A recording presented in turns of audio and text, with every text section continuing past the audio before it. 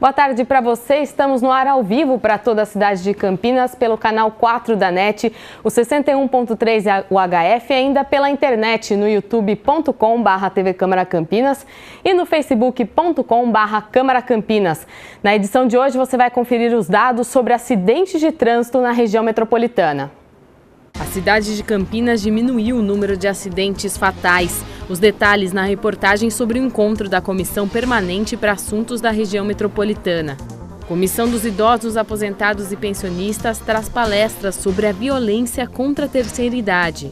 Na região leste, a INDEC atende a solicitação de vereador e instala a sinalização de trânsito em frente a uma creche. O projeto de lei complementar que começa a tramitar na Câmara quer alterar a lei que obriga promotores de corridas pagas a premiarem em dinheiro as competições. O vereador autor da legislação contesta a nova proposta. Para ele, o projeto torna a lei inviável. E no quadro de esportes, uma parceria entre o homem e o animal. Você vai conhecer mais sobre a categoria saltos na modalidade do hipismo.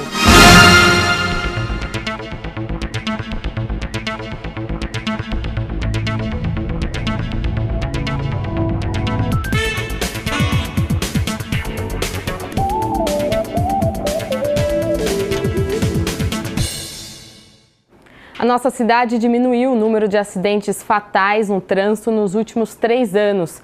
Os dados são do Observatório Nacional do Trânsito e foram divulgados hoje na reunião da Comissão Permanente para Assuntos da Região Metropolitana de Campinas. O encontro aconteceu pela manhã no plenarinho da Câmara. A reportagem é de Ana Brasil. O trânsito brasileiro mata uma pessoa a cada período de 12 minutos. E a cada minuto, uma pessoa fica inválida pelo resto da vida. Estes são apenas 2 dos dados apresentados pelo Observatório Nacional de Segurança Viária, criador da campanha Maio Amarelo, durante a 6ª reunião da Comissão Permanente de Assuntos da RMC da Câmara de Campinas, realizada na manhã desta terça-feira no plenarinho da Casa. De acordo com a apresentação do diretor-presidente do Observatório, a solução está na educação, que deve começar com as crianças, além de algumas alterações no ensino das regras de trânsito. Inclusive, nós estamos trabalhando com parte da equipe da INDEC, que ajudou o Observatório, na nova formação do condutor, que deve sair agora daqui a mais uns 60 dias, passando por algumas audiências públicas, e nós vamos reformular a maneira de formar condutores no Brasil, né? Nós vamos parar de adestrar pessoas a tirar carta para que as pessoas vão para a rua com percepção de risco. Então, ao invés de você falar curva sinuosa direita, é a pessoa saber o que ela faz quando ela vê a placa curva sinuosa direita, e não o que significa a placa. Presente à reunião, o secretário de Transportes de Campinas e presidente da INDEC informou que os números de mortes no trânsito vêm caindo e que a única meta da atual administração é a redução de acidentes com vítimas. Em 2014, foram 103 mortes. No ano seguinte, 88. E em 2016, 74. Ainda de acordo com Carlos José Barreiro, a verba curta não impede a criação de ações educativas no trânsito. Temos um programa de redução da velocidade nas vias urbanas. Temos feito isso com muita competência, com muita calma, identificando as principais vias. É um programa crescente. Já reduzimos a velocidade de circulação nas vias de 60 para 50, de 50 para 40, de 70 para 60, em várias vias, sem nenhum transtorno, conscientizando a população que o objetivo nosso não é, em absoluto, aumentar a quantidade de multas e coisa do tipo. O presidente da Comissão Permanente de Assuntos da RMC fez um balanço positivo da reunião. A roda gira. Então nós temos que mostrar e trazer os assuntos para que a população tome conhecimento daquilo que está acontecendo. Só que a gente, com essa discussão de hoje, mexe num ponto, eu digo assim, num ponto nevrálgico, que eu disse durante a reunião, que é naquela zona de conforto das pessoas, porque estamos falando do assunto mais palpitante da atualidade, que é a mobilidade urbana. O Ramário foi bem, ele passou os dados, como ele faz sempre, com muita clareza, mostrando também o quanto nós estamos avançando nisso. Não Campinas, mas cidades da região metropolitana de Campinas. No youtube.com/TV Câmara Campinas você encontra essa reunião completa e por lá dá para conferir a apresentação com os dados de toda a nossa região. Outra comissão que se reuniu foi a dos idosos, aposentados e pensionistas. Uma palestra sobre a violência contra a terceira idade foi o tema deste mês. A quinta reunião ordinária da Comissão Permanente dos Idosos, Aposentados e Pensionistas, realizada na tarde desta segunda-feira na Sala Silvia Pascoal, na Câmara, debateu a violência aos idosos. Presidente da comissão, o vereador Rubens Gás, diz que é dever de toda a sociedade zelar pela saúde e bem-estar dessas pessoas. Todos nós devemos nos ater e, caso algum de vocês perceba alguma coisa nesse sentido, denuncie. Use o canal 100 e não deixe de denunciar e acompanhe, porque é algo muito grave que acontece na nossa sociedade. Aliás, não é restrita ao nosso município, é algo mundial, no âmbito mundial, infelizmente. Mas no nosso contexto, temos que fazer de tudo para amenizar um pouco dessa situação. Já na abertura da reunião, o vereador Ailton da Farmácia, membro da comissão, ressaltou que muitas vezes os idosos enfrentam as dificuldades dentro de casa. Nós temos que defender a causa do idoso com bastante força, porque nós vamos ser um país de idosos, gente. Daqui 20, 30 anos isso aqui vai ter 35% de idoso. E o idoso hoje sofre muita violência. Em casa, seja de filhos, de netos. A assistente social do Hospital das Clínicas da Unicamp, doutoranda em gerontologia da Faculdade de Ciências Médicas da Universidade, Ana Camargo, foi a convidada da reunião. Em sua palestra, a especialista disse que a violência ao idoso não é um tema leve de se debater, mas é extremamente necessário enfrentar. A gente se depara com uma série de atitudes, presencia uma série de atos na nossa sociedade, né? Desde um idoso muitas vezes não ser respeitado no transporte público, na fila preferencial, e isso é um processo também de educação da sociedade. Os pais e responsáveis por crianças que frequentam uma creche no Jardim Miriam, na região leste da cidade, reclamavam de falta de sinalização de trânsito em frente a essa creche. Um vereador aqui do Legislativo protocolou um pedido à INDEC para tentar solucionar esse problema. Através de um requerimento protocolado na INDEC com o número 24 de 2017, o vereador Paulo Haddad solicitou uma melhor sinalização em frente à Abrace, no Jardim Miriam, na rua Araçandiva. Nós estivemos aqui na entidade, no Abraço Solidário, uma entidade que atende quase 500 crianças, né, uma escola na realidade, levantando as demandas, né, dessa escola. E o que me chamou muita atenção foi a necessidade de fazer uma demarcação na rua, tentar fazer com que as pessoas, os ônibus ou os automóveis que aqui, né, se utilizassem dessa rua, eles fizessem com uma velocidade condizente, compatível, né, com a atividade da escola. E os ônibus aparentemente não respeitam a sinalização que indica uma velocidade máxima de 30 km por hora. Através do requerimento do vereador, houve um aumento da sinalização no local, com demarcações de estacionamento e sinalizações verticais e horizontais. Com a visita do vereador Paulo Haddad, nós fizemos essa solicitação, não só fizemos essa solicitação, como colocamos ele aqui para ver a velocidade desses transportes, para ver essa nossa preocupação. E aí, rapidamente, vieram aqui, né, foi questão de meses, vieram para fazer essa pintura e a colocação das placas. Então, sim, melhorou muito. Hoje nós percebemos que, por exemplo, né, nesse pedaço aqui, os pais não param mais em cima da calçada, procuram respeitar, até porque é uma instituição, é uma escola, né? E nós temos monitoras que acompanham aqui na frente para ajudar e para auxiliar esses pais. Um dos pedidos da direção da Abrace é um estudo para a colocação de um radar, já que mesmo com a sinalização, muita gente não respeita o limite de velocidade no local. E a gente está vendo se isso que foi feito vai diminuir, vai melhorar o trânsito aqui, inclusive a velocidade.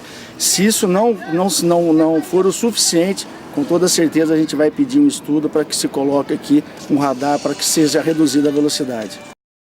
E para você que é atleta e principalmente se você é um para-atleta, é bom prestar atenção em um projeto que começa a tramitar aqui na Câmara. Olha só, Já existe uma lei de 2014 que obriga todas as corridas que cobram pela inscrição a darem premiações em dinheiro para os melhores tempos, os primeiros lugares. Mas agora uma proposta quer retirar essa obrigação e, em troca, propor que as empresas que patrocinam essas corridas façam arrecadação de alimentos para o Banco Municipal e também isentem o pagamento da taxa para atletas com deficiência. A Mirna Abreu explica esse projeto de lei para a gente. O projeto de lei tem o objetivo de dar a opção aos organizadores de trocar o pagamento em dinheiro aos vencedores de corridas em Campinas, como determina a lei de 2014, por isenções e campanha de arrecadação de alimentos. O autor da matéria deixa claro que a ideia não é que a premiação em dinheiro seja extinta. Que fique bem claro, não estou revogando a lei de maneira alguma. A única coisa que eu estou fazendo é acrescendo mais 2 pontos. Que seria justamente a isenção total das pessoas deficientes que queiram participar dessas corridas. Eu, como presidente da Comissão das Pessoas com Deficiência e Mobilidade Reduzida, eu venho trabalhando constantemente para que seja incluído essas pessoas. Eu trabalho muito com a inclusão. E eu acredito, com essa emenda, nós vamos ter cada vez mais pessoas deficientes participando dessas corridas. Ou seja, antes eles estavam pagando 50%. E eles já têm custo altíssimo, com médico, fisioterapeuta, enfim, os custos deles são altos. E quando eles querem participar de uma corrida como tem em Campinas, é injusto cobrar essa porcentagem deles. O parlamentar fala do artigo que prevê a arrecadação de alimentos. Que infelizmente o país vem atravessando uma crise tremenda e o país atravessando uma crise está afetando o nosso município de Campinas. Então o que está ocorrendo? O nosso banco de alimentos está cada vez mais baixo. Nós não temos mais alimento para tentar ajudar as entidades. Então, com essa emenda, com esse artigo, a intenção é justamente fazer com que as pessoas participantes dessas corridas doem 1 quilo de alimento para que nós possamos encaminhar ao banco de alimentos do nosso município para que eles possam atender as nossas entidades. Infelizmente, esse ano o estoque está cada vez mais baixo. A lei vigente obriga que todos os organizadores de corridas de rua, maratonas, meias maratonas e eventos congêneres em Campinas efetuem o pagamento da premiação em dinheiro aos atletas vencedores quando as inscrições estiverem condicionadas ao pagamento de valores. São, no mínimo, 10% do total arrecadado com as inscrições. Ainda de acordo com a lei, nos eventos com até 1.000 participantes serão premiados os 5 primeiros colocados na categoria geral masculino e feminino e o primeiro colocado nas categorias por faixa etária masculino e feminino. Nos eventos com mais de 1.000 participantes, é obrigada a premiação dos 5 primeiros colocados na categoria geral, masculino e feminino, e os 3 primeiros colocados nas categorias por faixa etária, masculino e feminino. A mudança proposta por Jorge da Farmácia vai permitir ainda que os acompanhantes das pessoas com deficiência que participem das competições possam ser isentos da taxa de inscrição também. Na maioria das vezes, eles vão isentar as pessoas que vão acompanhar o deficiente, mas isso eu deixei facultativo. O vereador acredita que o projeto vai ampliar a participação nesses eventos esportivos da cidade. Essa lei aí é de 2014, que você viu na reportagem, é de autoria do vereador Tico Costa. A gente entrou em contato com a assessoria dele para saber uma posição do parlamentar sobre esse projeto. Ele enviou uma nota em que afirma ser expressamente contrário à proposta do vereador Jorge da Farmácia. Tico diz ainda que o novo projeto torna a lei dele inviável e que a legislação em vigor é, abre aspas, um exemplo no país e visa beneficiar os atletas com uma pequena parcela arrecadada pelos organizadores das provas. Atletas de renome do atletismo nacional como Ronaldo da Costa e Silvano Lima Pinto apoiam essa lei, fecha aspas. Essa foi a nota do vereador Tico Costa, lembrando que o projeto do vereador Jorge da Farmácia ainda precisa passar por várias comissões até ir à votação em plenário. E a tramitação você pode acompanhar no nosso site, o campinas.sp.leg.br. E logo depois do intervalo tem hipismo, a categoria mais conhecida da modalidade, o salto. A gente volta em instantes. Agora são 5h22.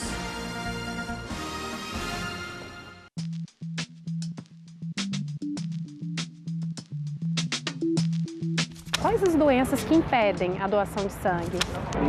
Cristiane, algumas doenças impedem temporariamente para a doação de sangue, outras em caráter definitivo, como por exemplo, quem tem diabetes e quem já teve ou tem câncer. Mas como existe um rol muito grande de doenças ou de infecções, nós achamos melhor que os candidatos venham para o Hemocentro, porque eles vão ser avaliados por um enfermeiro, por um médico, para poder orientar em relação a isso.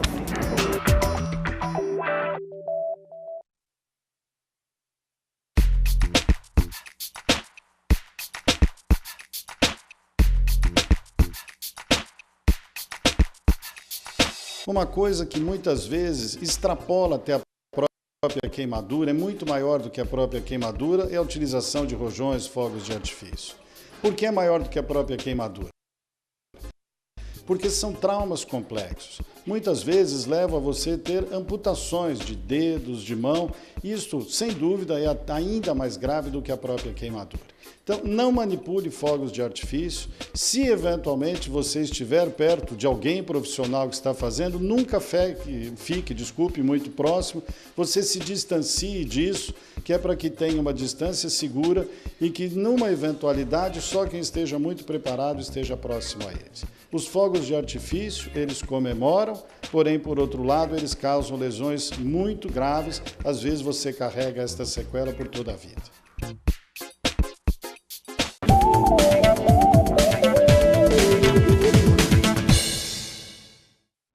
Voltamos com o segundo bloco do Jornal Câmara Notícia e olha só, o IBGE vai começar um censo rural aqui na cidade. Vamos saber os detalhes agora na reportagem. Recenseadores do IBGE, o Instituto Brasileiro de Geografia e Estatística, devem realizar cerca de 5 milhões de visitas em estabelecimentos agropecuários de todo o país. Aqui em Campinas, que tem 52% de área rural, o Censo Agropecuário 2017 já está com um cronograma fechado. Tanto que os técnicos do Instituto estiveram na Câmara Municipal com o objetivo de divulgar o trabalho.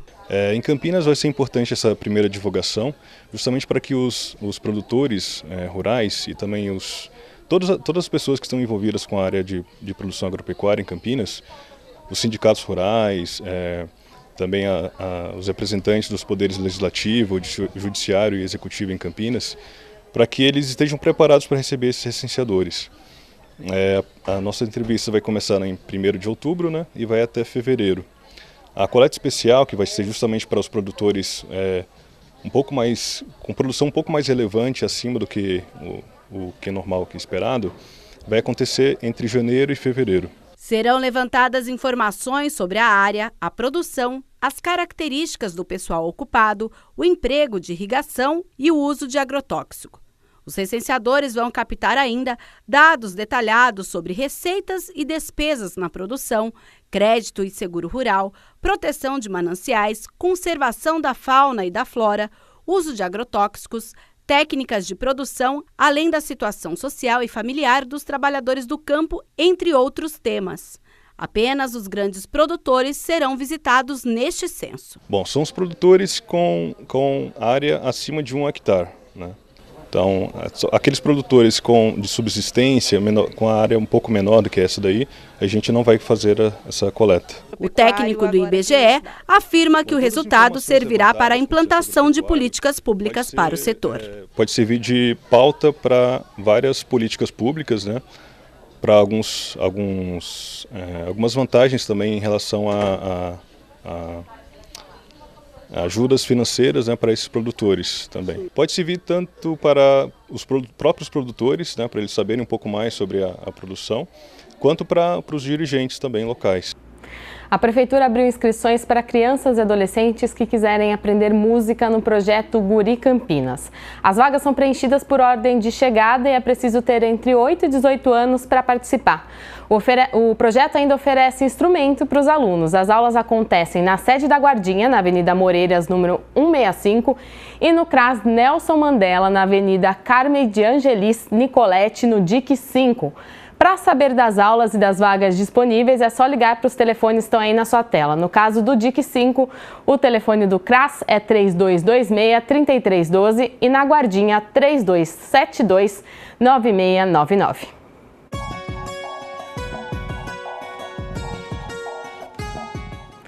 Amanhã deve ter mais nuvens aqui na região, porque chega uma frente fria, mas as chances de chuva são muito baixas. Então continua essa secura. A umidade relativa do ar hoje às 3h13 da tarde ficou em estado de atenção com 22%, ou seja, é bom evitar os exercícios físicos no horário do sol e ainda tomar bastante água, né? Vamos dar uma olhada nas temperaturas amanhã. A mínima é de 12 graus e a máxima chega aos 25 graus.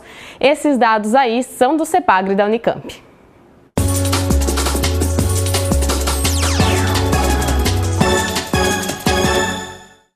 Nesse domingo tem corrida Mais Vida do Boldrini, ainda dá tempo de se inscrever e tem um bom motivo para participar, viu? Além de mexer o corpo na caminhada ou na corrida, você ainda ajuda o Boldrini a pagar as doses da asparaginase, aquele remédio usado no tratamento da leucemia infantil, que o governo federal agora compra da China e o hospital se recusa a usar por não acreditar na eficácia. Mas se o assunto é esporte, né? Vamos aos detalhes da corrida.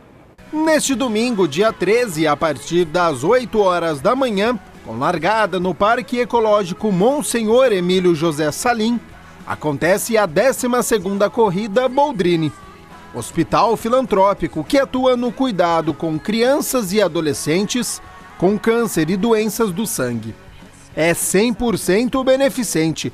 Toda a renda obtida com as inscrições serão revertidas para o centro infantil. A prova vai ser disputada nas distâncias de 5 km para a caminhada, 5 km para a corrida e 10 km também para a corrida. A idade mínima para atletas participarem é de 16 anos completos até o dia da inscrição. Tá aí, quer participar dessa prova? Você pode fazer a inscrição pelo site noblu.com.br, lá também você confere os valores de inscrição. Terça-feira é dia do nosso quadro de esportes e hoje tem uma modalidade muito tradicional e que envolve uma parceria entre homem e animal. Estou falando do hipismo, mais precisamente hoje você conhece a categoria do salto. Roda aí!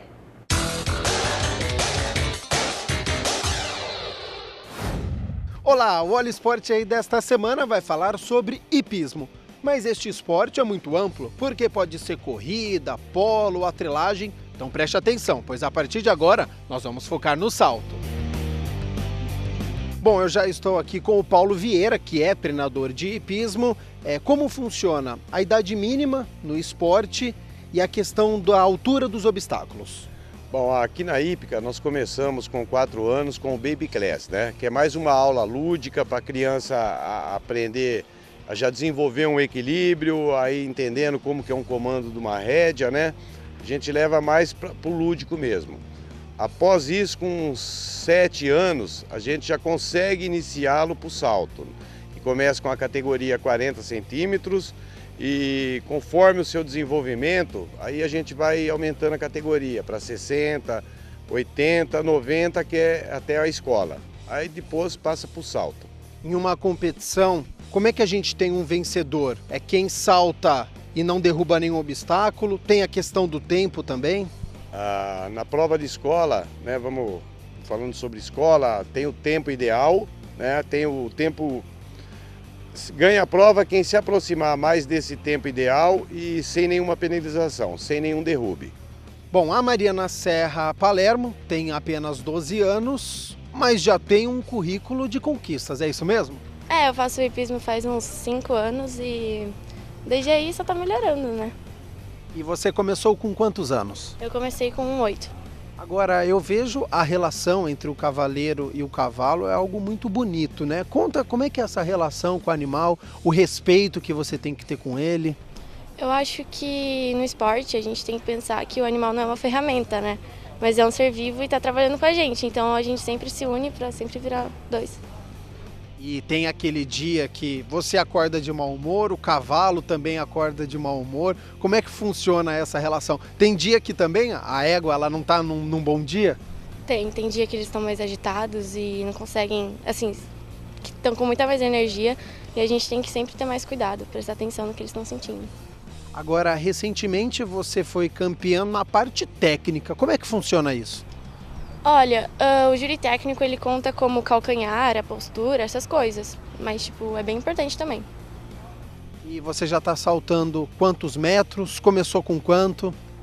Começa no manejo, né, que é a varinha no chão, e vai até 1,60 m. Agora, nesse momento, faço prova de 80, mas em aula a gente vai até 1 metro, por aí. Seus próximos objetivos, próximas competições? Agora eu vou ter a competição de Amazonas, né? Que é tipo um paulista para meninas e mulheres. E eu quero muito ir bem nesse campeonato para ter um futuro assim. Apesar de ter 12 anos, você tem um sonho no esporte? Eu tenho o sonho de chegar nas Olimpíadas, sempre quis, mas daí tem muita coisa pela frente ainda, né?